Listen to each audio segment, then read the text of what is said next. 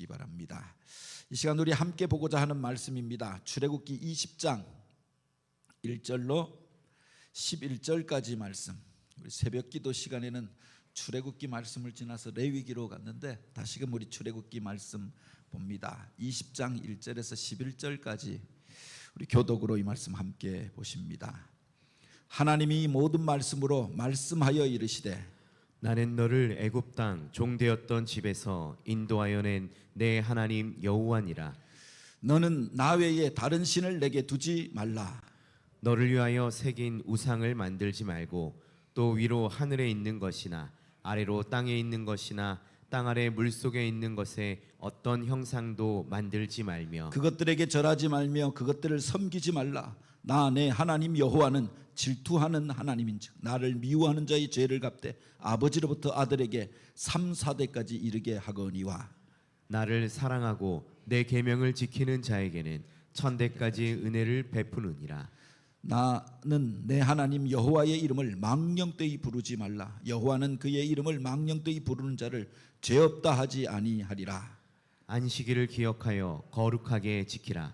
엿새 동안은 힘써 내 모든 일을 행할 것이나 일곱째 날은 내 하나님 여호와의 안식일인즉 너나 내 아들이나 내 딸이나 내 남종이나 내 여종이나 내 가축이나 내 문 안에 머무는 객이라도 아무 일도 하지 말라. 같이 읽습니다. 이는 엿새 동안에 나 여호와가 하늘과 땅과 바다와 그 가운데 모든 것을 만들고 일곱째 날에 쉬었음이라. 그러므로 나 여호와가 안식일을 복되게 하여 그날을 거룩하게 하였느니라. 아멘. 지난 주일날 우리가 정교인 성경학교에서 전체 구약에 대해서 요약하고 갔는데 그래서 시간이 조금 길어지기도 했습니다. 그래서 이름을 굳이 성경학교라고 했더니 예배 시간 넘어서면 불편해할까 봐 성경학교는 하루 종일 하잖아요. 하루 종일 생각했다가 1시간 하면은 짧은데 30분 생각했다가 1시간 하면 길잖아요. 그래서 성경 전체를 요약하려고 하니까 그랬는데 그 내용들을 우리가 차근차근 다시금 이 수요일 예배 시간을 통하여서 우리가 구약 성경에 대하여 아니 성경 전체에 대하여서 맥을 잡고 가는 시간이 되었으면 좋겠습니다. 오늘이 통성경 맥잡기 4번째 시간인데요. 이게 1과와 2과는 창세기의 내용을 다룹니다. 창세기의 전체적인 주제가 있다라고 하면 하나님의 마음에 대해서 다루고 있죠. 하나님이 이 세상을 만드셨던 마음, 그리고 보시기에 좋았더라 하나님의 그 마음, 죄를 범하는 인간을 향한 안타까운 마음, 이게 홍수라고 하는 사건을 통해서 표현되어지죠. 그리고 아브라함을 택하고 이삭을 택하고 야곱을 부르시고 그들로 또 요셉을 통하여 바로 거룩한 민족을 세우고자 하였던 하나님의 마음, 구원의 계획들이 창세기에 담겨져 있습니다. 그래서 창세기를 두 부분으로 나누면은 앞에는 원역사, 그리고 뒤에는 족장사를 다루고 있지요. 그리고 출애굽기에 넘어오는데 이 출애굽기에 중요한 주제가 있다라고 하면 이게 바로 제사장 나라, 세계 선교의 꿈에 대하여 이야기하고 있습니다. 그 앞에 내용이 넣었는데 없어졌네요. 이 출애굽에 궁극적인 목적이 있었다라고 하면 하나님께서 이 세계 선교의 꿈을 이루기 위하여, 그래서 그 세계 선교를 무엇을 통해서 시작하고자 하였는가? 이스라엘이라고 하는 거룩한 나라를 세워서 그들을 통해서 바로 하나님의 뜻을 따르고 또 하나님께서 온 세상을 구원하시고자 하는 계획을 이루고자 하였다라고 하는 겁니다. 그래서 앞에 1장부터 18장까지는 출애굽의 사건을 다루고 있습니다. 출애굽의 사건, 그들이 애굽 땅에서 나오게 하셨던 일들, 그 속에서 10가지 재앙이 있었고 그 홍해 바다를 가르시는 일들이 있었고 광야길을 지나게 하시고 시내산에 이르게 하십니다. 그리고 그 시내산에서 그들과 언약을 맺게 되어지죠. 출애굽기 1장 19장부터 40장까지의 내용, 그리고 레위기, 그리고 민수기 1장부터 10장 10절까지의 내용은 바로 이스라엘 백성이 그 시내산 아래서 겪었던 그 사건을 기록하고 있습니다. 왜 하나님께서 이스라엘 백성을 애굽 땅에서 그들을 출애굽하여 나오게 하셨는가? 이건 그들을 그 애굽인들의 압제와 그 바로의 그 노역 가운데에서 구원하시기 위한 것, 그리고 그들에게 자유를 주고 해방을 주기 위한 것도 있었지만 단순하게 그들을 구원하기 위한 것만이 아니라 그를 불러내어서 제사장 나라를 삼고 또 거룩한 백성으로 그들과 언약을 맺기 위함이었다라고 하는 겁니다. 그것을 통해서 세계 선교의 꿈을 이루어 가고자 했던 거지요. 예, 그 속에 하나님의 놀라운 열방을 향한 꿈이 담겨져 있었다라고 하는 겁니다. 그리고 바로 그들이 먼저 구별된 나라가 되어져서 제사장 나라가 될 수 있도록 그들에게 율법을 주시고 또 하나님 앞에서 거하며 살 수 있도록 성막을 짓게 하신 이야기가 출애굽기의 마지막 부분 그리고 레위기 속에 담겨져 있는 겁니다. 시내산 언약이라고 이렇게 첫 번째 제목을 정하였는데요. 출애굽기 19장이 바로 이 시내산 언약에 대하여 다루고 있습니다. 이 부분 한번 읽어 주시겠습니다. 이스라엘 백성은 출애굽한 이후 제3월에 시내산에 도착하여 하나님과 시내산 언약을 맺게 됩니다. 이것은 500년 전 그들의 조상인 아브라함에게 주셨던 언약을 그의 후손들인 이스라엘 백성과 공식적으로 체결하신 것으로 이스라엘 백성은 하나님의 거룩한 백성이 되어 모든 민족을 위한 제사장 나라의 사명을 맡게 됩니다. 하나님의 말씀 앞에 이스라엘 백성은 우리가 다 행하리이다라고 대답하고 하나님과 이스라엘 백성 사이에 언약이 맺어집니다.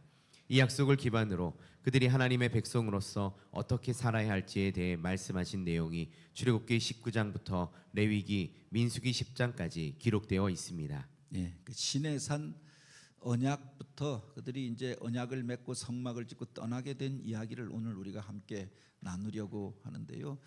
역사적인 배경을 보면은 지금으로부터 3,500년 전 BC 1500년경에 있었던 사건입니다. 우리나라로 보면 역사적 기록이 없습니다. 보통 우리나라 그 삼국시대부터 역사가 전해지잖아요. 삼국사기, 삼국유사 이런 걸 통해서 전해지는데 고구려, 신라, 백제 이런 나라들이 언제 생겼느냐? BC 2세기, 1세기 이 무렵에 생겼습니다. 그리고 그 AD 이제 1세기, 2세기 그리고 5세기, 6세기쯤에 전성기를 맞이하게 되죠. 근데 BC 16세기 그때는 언제쯤 되는가? 우리나라로 보면은 역사가 없습니다. 고조선이라고 하는 나라가 있었고 그 중간에 한사군이 설치되어지고 한반도 남쪽에는 무슨 진국이라고 하는 나라가 있었다라고 하는데 아무런 기록도 유적도 발견되어지지 않는 그야말로 원역사의 시기입니다. 그런데 바로 그때 이스라엘 백성들이 애굽에서 나오게 되었다라고 하는 겁니다. 그들이 지금 이제 출애굽기 19장부터 40장까지 그리고 레위기가 기록된 공간이 어디냐? 시내산이라고 하는 곳입니다. 물론 그 시나이 반도에 있는 산이라고 하는 것을 시나이 반도에 있는 산을 시내산이라고 기록한 겁니다. 모세가 특별하게 하나님을 만났던 산은 호렙이라고 기록되어져 있고 지금 그곳에 살고 있는 사람들은 제펠무사라고 하여서 성지 순례를 가면 이 산이 제펠무사다라고 이야기하는데 바로 모세의 산으로 알려져 있는 곳이 있지요. 올라가면서 성경의 여러 가지 유적들을 찾아가면서 여기가 모세가 기도하던 것이고 십계명을 받은 곳이고 엘리야가 피하였던 동굴이 있고 그 꼭대기에 모세의 기도처가 이렇게 후에 만들어진 거죠. 있습니다. 시내 산에서 이스라엘 백성이 있고 그 하나님의 말씀을 받게 되었다라고 합니다. 주요 인물은 누구냐? 모세와 아론 그리고 성막을 만들었던 부살렐과 오홀리압, 이다말이라고 하는 사람이 주요 주역이 되어집니다. 그 이전에 우리가 이 출애굽기를 읽으면서 기억해야 할 것이 하나님께서 아브라함을 먼저 부르시잖아요. 그리고 내가 너로 복의 근원이 되게 하겠다라고 이야기하고 그 말씀을 붙잡고 바로 본토 친척 아비집을 떠나서 과거에 그 바벨탑이 세워졌던 그곳 갈대아 우르를 떠나서 약속의 땅을 향하여 나오게 되어집니다. 그리고 바로 그가 그렇게 복의 근원이 되어지는 그런 복을 받게 되어지죠. 하나님과 언약을 맺게 되는데 그게 바로 그 창세기 15장에 기록되어져 있고 20장 너머에 보면 그가 모리아산 사건을 기록하고 있지 않습니까? 하나님의 놀라운 축복을 그 여호와 이레의 복을 받게 되어집니다. 근데 그 언약이 바로 500년이 지난 다음에 이스라엘 백성들을 통하여 성취되어졌다라고 하는 겁니다. 내가 너를 통하여 천하 만민이 복을 받게 할 것이다. 큰 민족을 이루게 할 것이다 라고 했는데, 이스라엘 백성들이 애굽 땅에서 나와서 바로 시내 산에서 언약을 맺게 되어지는데, 그 언약을 잘 들여다보면 자기들만을 위한 복이 아니라 바로 천하 만민을 향하여 온 세계가 다 나에게 속하였나니 바로 너희들을 통하여 너희들을 제사장 나라로 삼아서 만민을 구원하기 위함이라 라고 하는 분명한 뜻을 가르쳐 주십니다. 그들을 부르신 목적이 그곳에 기록되어져 있다고 하는 겁니다. 애굽 땅에서 그들이 살 때 물론 요셉을 모르는 정권이 일어나서 핍박과 박해를 당하게 되었습니다. 그리고 마지막에 모세가 가서 내 백성을 내놓으라. 그러니까 모세가 안 돼라고 이야기하잖아요. 그리고 10가지 재앙이 일어나는데 6개월 동안 일어났던 사건입니다. 그 재앙이 뭐 1년 전에 한 번 있고 10년 지나면 한 번 있고가 아니라 6개월 동안 집중적으로 바로 이런 재앙들이 일어나게 되어지는 겁니다. 결국 바로가 무릎을 꿇게 되어지고 그곳에서 나온 날이 유월절이 아닙니까? 라암셋에서 그들이 출발합니다. 그리고 바로 오순절에 시내산에서 하나님의 말씀을 받게 되어집니다. 그래서 구약의 중요한 절기가 애굽 땅에서 나온 날을 기념하는 절기가 유월절입니다.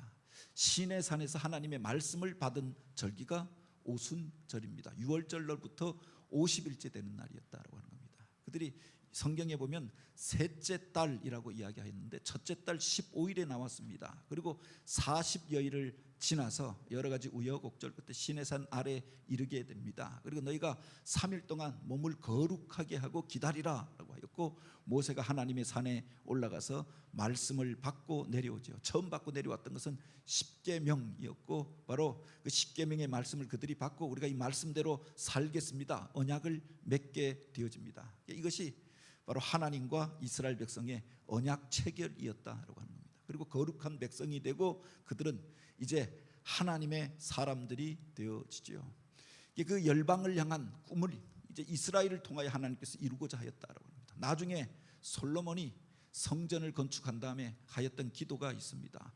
우리가 잘 먹고 잘 살게 해 주십시오가 아니라 열방을 향한 기도를 드립니다. 이것이 세계의 모든 민족들이 나와 하나님을 예배하는 처소가 되게 하옵소서 기도하면서 열방이 하나님 앞에 돌아오는 비전을 그가 품고 봉헌의 기도를 드리는데, 바로 이 성막을 짓고 드렸던 모세의 기도, 다윗이 품었던 기도, 그것이 솔로몬을 통해서 성취되어지죠. 그리고 예수님께서 이 땅을 떠나 가시면서 제자들에게 주셨던 마지막 사명이 너희가 땅 끝까지 이르러 바로 모든 족속에게 바로 이 말씀을 전하라, 복음을 전파하라라는 이 복음 전도의 사명을 주십니다. 땅 끝까지 복음을 전하는 사명이 바로 예수님을 통하여서 바로 이제 이 땅 가운데서 성취되어져 가는 거죠. 그 이야기를 기록한 것이 또한 사도행전이다라고 하는 건데, 이게 다 연결되어지고 있다라고 하는 것을 기억하시고 이 말씀을 보시기 바랍니다. 이스라엘 백성들이 이 시내산 아래서 1년 동안 머물게 되어집니다. 그러니까 시내산까지 이르는 과정은 45일 정도 걸렸습니다. 그리고 준비하고 50일째 되는 날 하나님의 말씀을 받게 되어집니다. 그리고 그때로부터 한 11개월 가량을 바로 시내산 아래 머물게 되어지죠.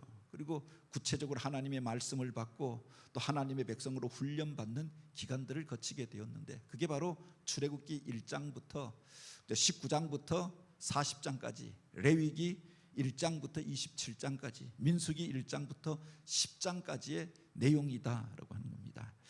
그것을 한번 기억하시고요. 그 다음에 보면은 십계명, 그리스도인의 대헌장이라고 하는 내용이 납니다. 그들을 통해서 제사장 나라를 세우려고 하였는데, 바로 그 하나님 나라 백성의 대헌장, 헌법, 그렇게 전문이 뭐냐, 이게 바로 십계명이었다라고 하는 겁니다. 오늘 우리가 읽은 이 본문에 보면은 바로 그 이야기가 나오지 않습니까? 하나님이 이 모든 말씀으로 말씀하여 이르시되 나는 너를 애굽 땅 종되었던 집에서 인도하여 낸 내 하나님 여호와니라 라고 그렇게 말씀하십니다. 하나님이 누구신가, 그리고 이 나라가 어떤 나라인가 라고 하는 걸 밝히고 바로 그 율법의 중요한 내용을 10가지로 요약하여서 가르쳐 주셨다라고 합니다. 우리 대한민국 헌법, 우리가 법 조항을 다 알지 못합니다. 그런데 요사이 사회가 어수선하여지면서 대통령까지도 탄핵되어지는 사태를 보면서 우리나라의 정체성에 대해서 우리가 생각하게 됩니다. 그런데 우리나라 헌법 제1조 그 전문이 뭐냐? 대한민국은 민주공화국이다. 모든 권력은 국민으로부터 나온다. 대한민국의 주권은 국민에게 있고 모든 주권은 국민으로부터 나온다. 이렇게 되어져 있죠. 그런데 어떤 사람들은 그렇게 생각하지 않는 사람도 있습니다. 아직도 우리나라가 무슨 왕조 시대에 사는 사람이라고 생각하고 내가 왕이나 되어진 것처럼 생각하는 사람, 왕의 관리로 생각하는 사람도 있다라고 합니다. 어쩜 세상 가운데서 갈등하는 구조 가운데 나라에 대한 상이 서로 다르기 때문에 갈등하는 것들도 보게 되어지죠. 그런데 우리가 기억해야 할 것이 물론 우리가 이 세상의 법에 대해서도 잘 아는 게 필요합니다. 그래서 내 생각대로 살다 보면은 우리가 감옥 갈 수도 있는 겁니다. 그것 때문에 고발당할 수도 있죠. 그런데 더 중요한 것은 하나님 나라의 법이 무엇인가라고 하는 겁니다. 그 하나님 나라의 바로 마그마 카르타 대헌장, 바로 헌법 전문이 뭐냐? 이게 바로 십계명이다라고 하는 겁니다. 하나님이 우리의 주인이 되어주시고 인생의 주인이 되어주시고 하나님이 원하시는 바를 요약하여 놓은 게 십계명이지요. 그 십계명을 요약하면 두 가지로 나누어지는데 그게 바로 하나님 사랑, 이웃 사랑이라고 하는 겁니다. 예수님 앞에 와서 이 십계명이 먼저 요약되어져 있고 그 뒤에 보면 여러 가지 조항들이 나옵니다. 그 조항들이 많으니까 여기에 바리새인들이 여러 가지 시행세칙까지 덧붙여서 그걸 가지고 백성들을 가르치는데 사실 무엇이든지 우리가 핵심을 파악하는 게 필요하잖아요. 헌법이 가르치는 바 가장 중요한 정신이 무엇인가 이것을 이해하는 게 필요합니다. 그런데 성경이 가르치는 가장 중요한 정신이 뭐냐? 그리고 율법의 가장 중요한 정신이 뭐냐? 이것에 대해서 율법학자가 예수님 앞에 와서 묻습니다. 예수님이 딱 두 마디로 요약하면서 말씀하시죠. 그게 내 마음을 다하고 내 목숨을 다하고 내 뜻을 다하여 내 주 하나님을 사랑하라 하셨으니 이것이 첫째 되는 계명이요. 둘째는 그와 같으니 내 이웃을 내 몸과 같이 사랑하라. 이것이 율법과 선지자의 강령이니라라고 하였습니다. 성경과 율법을 요약해서 가르쳐 주셨던 거죠. 명쾌하게 두 가지로 딱 나누어 가르쳐 줬는데 이 십계명을 나누어 보면 그렇게 되어져 있죠. 두 개의 돌판으로 되어져 있다라고 하는데 1계명부터 4계명까지 보면은 나 외에 다른 신을 두지 말라, 우상을 만들지 말라, 여호와의 이름을 망령되이 부르지 말라, 안식일을 거룩하게 지키라. 이건 하나님 사랑의 계명을 우리에게 가르쳐 주고 있는 겁니다. 그리고 5계명부터 10계명까지 내용을 보면 내 부모를 공경하라, 살인하지 말라, 간음하지 말라, 도적질하지 말라, 내 이웃의 것을 그렇게 탐내지 말라까지 보면 이웃과의 관계 그리고 이웃 사랑의 도를 가르치고 있다라고 합니다. 그래서 예수님께서 이것을 명확하게 두 가지로 요약해 주었던 거죠. 보면은 예수님께서 구원의 사역을 행하시는데 아무것도 없는 중에 새로운 말들을 만들어서 하신 게 아닙니다. 마귀 사단이 시험할 때 바로 성경에 기록되어져 있는 구약 성경에 기록되어져 있는 신명기에 기록되어져 있는 민수기에 나오는 그 말씀을 가지고 바로 그 시험을 이기시잖아요. 사람이 떡으로만 살 것이 아니요 사람의 하나님의 입으로 나오는 모든 말씀으로 살 것이니라. 내 주 하나님을 시험하지 말라. 오직 하나님만 섬기라 하였느니라. 이 성경에 나오는 말씀이 그 마음 속에 있었고 신비에 새겨져 있었고 시험이 올 때 유혹이 올 때 그 말씀으로 이겼다라고 하는 겁니다.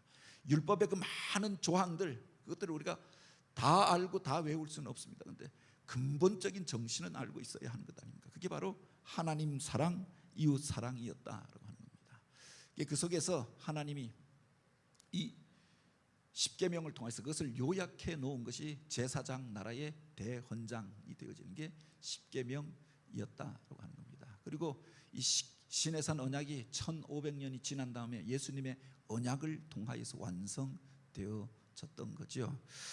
그 다음에 나오는 성막의 설계도와 제사장 제도, 그 백성들이 바로 이 시내산 아래에서 바로 11개월 동안 머물면서 받았던 것이 있습니다. 하나가 바로 이 율법을 받았고요. 다른 하나는 바로 성막에 대하여서 하나님께서 그들에게 가르쳐 주셨다라고 하는 겁니다. 성막의 설계도와 제사장 제도 한번 읽어주시죠. 하나님께서 시내산 위에서 모세에게 주신 말씀은 성막 짓기와 제사장의 위임과 사명으로 요약할 수 있습니다. 하나님께서는 이스라엘 백성과 만날 장소인 성막의 설계도를 설명해 주시고 그 밖에도 성막 기구와 번제단, 성막들의 식양 등에 대해 구체적으로 가르치시며 안식일, 안식년, 희년을 지킬 것과 함께 매년 세 차례의 절기를 지키라고 명하십니다. 그리고 성막에서 제사를 주도할 사람들로 제사장을 세우게 하시고 아론과 그의 아들들을 구별하여 세우게 하셨습니다. 예. 시내산에서 1년 동안 머무는 기간 동안 사실은 십계명을 받은 것은 며칠 만에 받았습니다. 그리고 그 이후에 모세가 다시금 40일 동안 올라가서 말씀을 받고 내려오게 되어지죠. 거기에 보면은 하나님께서 이스라엘 백성들에게 주시는 바로 그 율법과 율법의 여러 가지 조항들, 그리고 성막에 대한 하나님의 그 계획들을 받기 위해서 40일 동안 머물게 되어졌던 겁니다. 그래서 그 출애굽기 후반부 그리고 레위기의 가장 중요한 주제가 있다라고 하면 율법과 성막인데, 바로 그곳에서 그 두 가지를 그들이 배우게 되어집니다. 그런데 그것을 위해서 모세가 시내산에 올라갔을 때 이스라엘 백성들이 하였던 일이 있었다라고 하는 겁니다. 바로 그 뒤에 보면은 모세가 40일 동안 제사장 나라의 거룩한 시민들을 위한, 이 백성들이 거룩하게 되기 위하여서 하나님께서 그에게 당신의 계획을 가르쳐 주십니다. 이게 바로 율법이 아닙니까?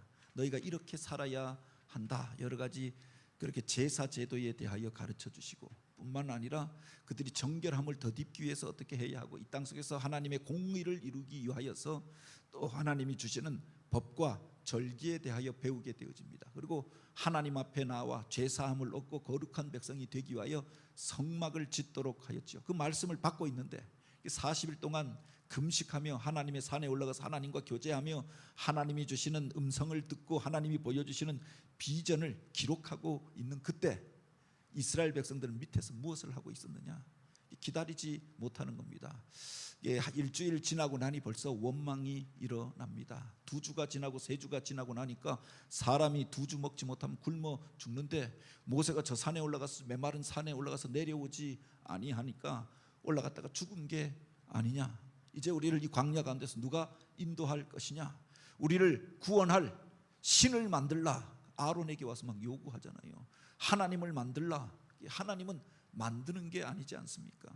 하나님이 원래 계시고 하나님이 인간을 만드셨던 것 아닙니까? 그런데 아론에게 와서 하나님을 만들어서 우리에게 보이라, 그 신을 보이라라고 이야기합니다. 그래서 아론이 마지 못하여서 너희가 금붙이 은붙이 귀한 것들 가져오라. 그래서 그것을 녹여서 만든 게 금송아지였다라고 하는 겁니다.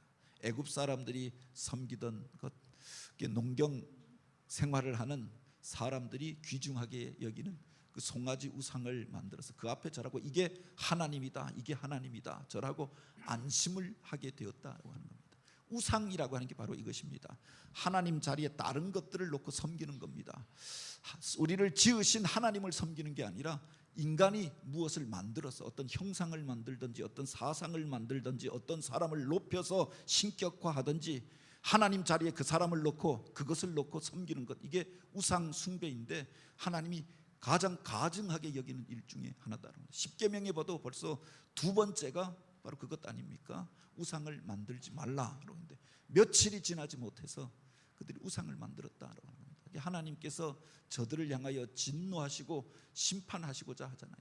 그때 모세가 하였던 일이 있습니다. 여기에 보면 그가 하나님께서 그에게 말씀하시다가 내가 이제 내려가라, 이 백성들이 바로 남겨져서 하는 일을 내가 보라라고 이야기합니다. 그가 하나님께 받았던 십계명 돌판을 가지고 내려오다가 보니 그 백성들이 금송아지 앞에서 춤추고 절하고 그렇게 떠드는 모습들을 보면서 분노하잖아요. 그래서 하나님의 뜨거운 마음으로 하나님이 주셨던 십계명의 돌판을 깨뜨립니다. 거기에 첫 번째로 기록하였던 것이 하나님만 섬기라라고 하였던 것. 나 외에 다른 신을 섬기지 말라, 우상을 만들지 말라, 나의 이름을 망령되이 일컫지 말라. 이 계명이 벌써 1계명부터 깨어지고 있었던 것들을 보면서 10계명 돌판을 깨뜨려 버렸다라고 하는 겁니다. 그리고 그들이 만들었던 금송아지 우상을 가지고 불태워서 그 가루를 그것을 가루로 만들어서 백성들로 마시게 합니다. 너희가 얼마나 가증한 죄악을 저질렀는가. 하나님의 백성으로 살겠다라고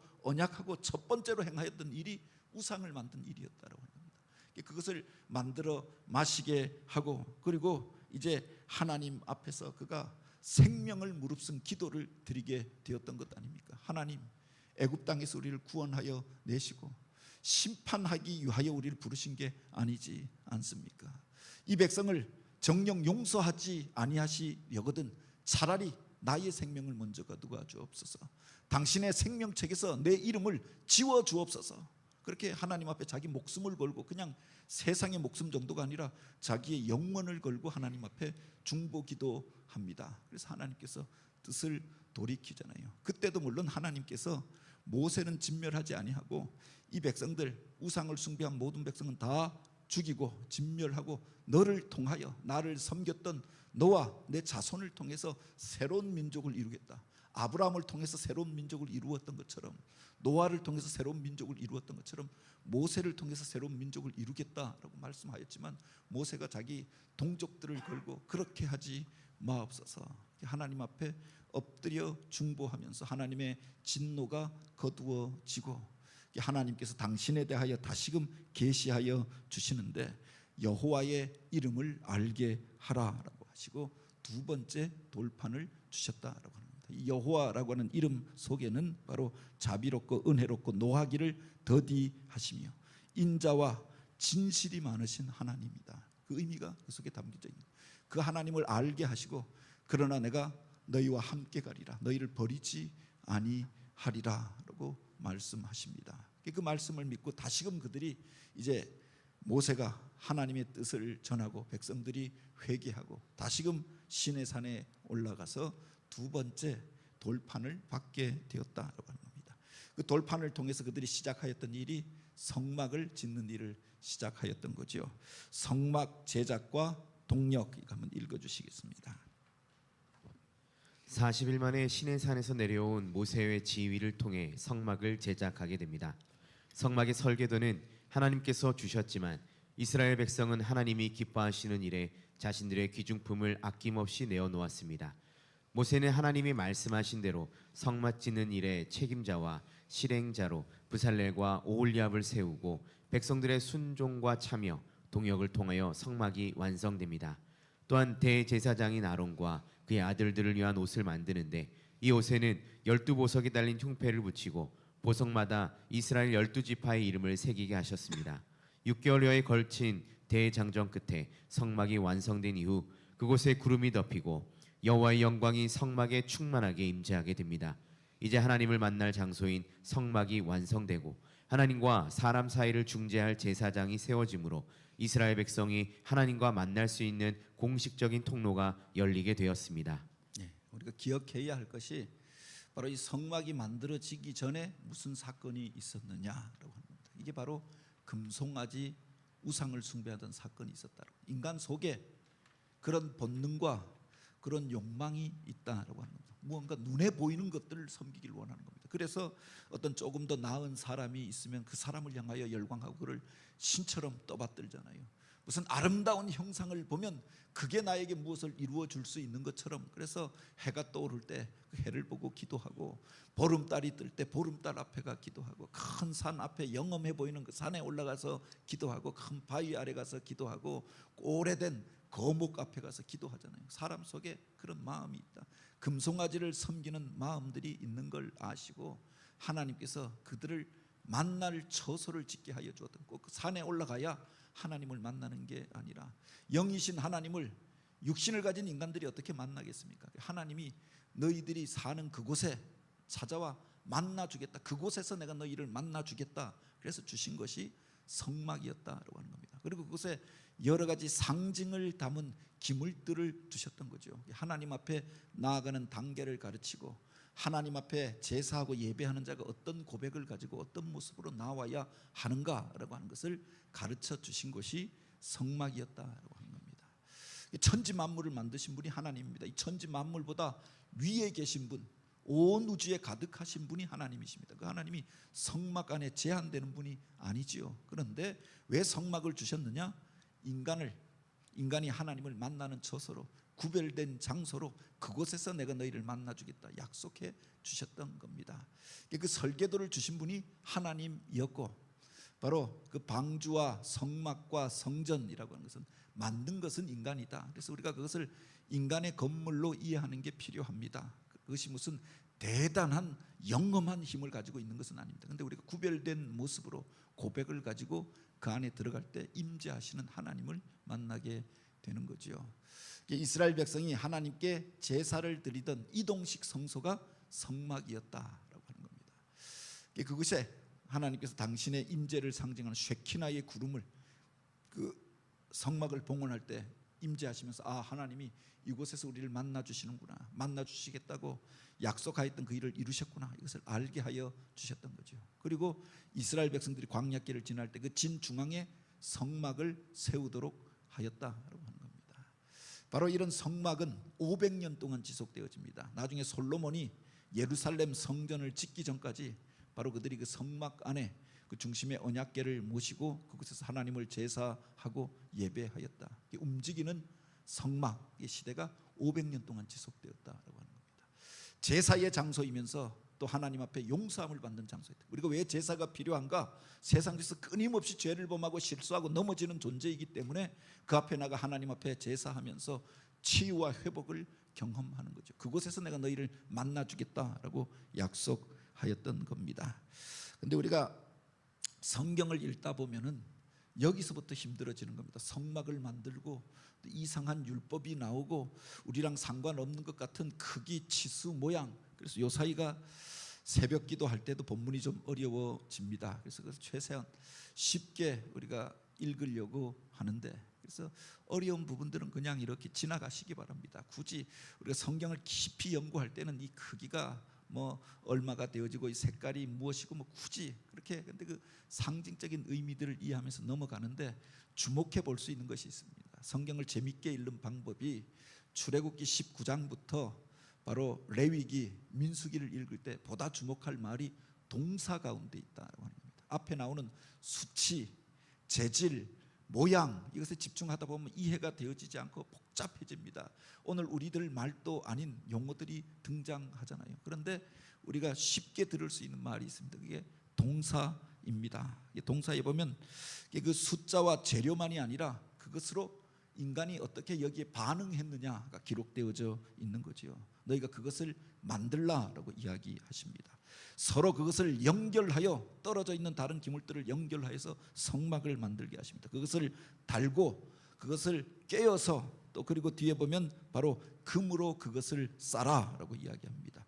정교하게 그 무늬를 수놓아 나오죠. 그게 마치 예배드리는 자의 마음, 하나님의 뜻을 이루어가는 자의 모습, 그리고 하나님의 성전을 세워가는 자의 행동이 그 속에 담겨져 있다고 합니다. 그래서 이렇게 성경을 읽기 어려울 때에는 그냥 슉슉 지나가면서 동사가 무엇이라고 기록되어져 있는가, 이것을 보면서 그때 그 성도들이 바로 이 성막을 만들 때 고백이 어떠했을까, 이것을 수놓으면서 정교하게 수놓으면서, 따로 떨어져 있는 광야에서 물건을 구하기가 쉽지 않잖아요. 지금 뭐 우리 주문만 하면 쿠팡에서 새벽에 갖다 놓는 시대가 아니라 바로 그런 나무 조각 하나, 금붙이 하나, 무슨 가죽 조각 하나 얻기가 쉽지 않은 시대에 그것들을 꿰매고 연결하고, 그래서 성막을 만들고 거룩한 처소를 만들고 하나님의 임재하시는 언약궤가 되어지도록 하였던 그 과정들을 한번 생각해 보라라고 합니다. 그 백성들의 고백이 그 속에 담겨져 있는 거죠.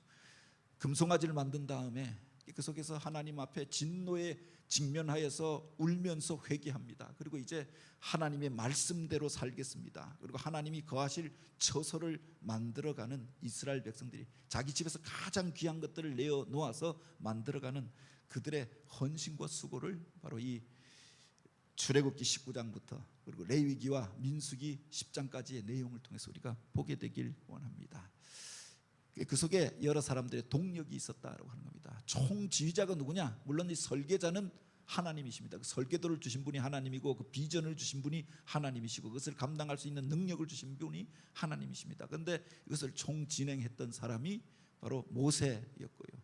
여기에 대해서 재정 담당자가 이다말이었습니다. 그리고 부살렐과 오홀리압이 서로 구분하여서 일을 했는데 부살렐이라고 하는 보통 금속 그렇게 그 기병들을 만드는 일들을 그가 하였을 것이다라고 이야기합니다. 오홀리압 같은 건 조각하는 일, 목수의 일들을 그가 하였을 것이다.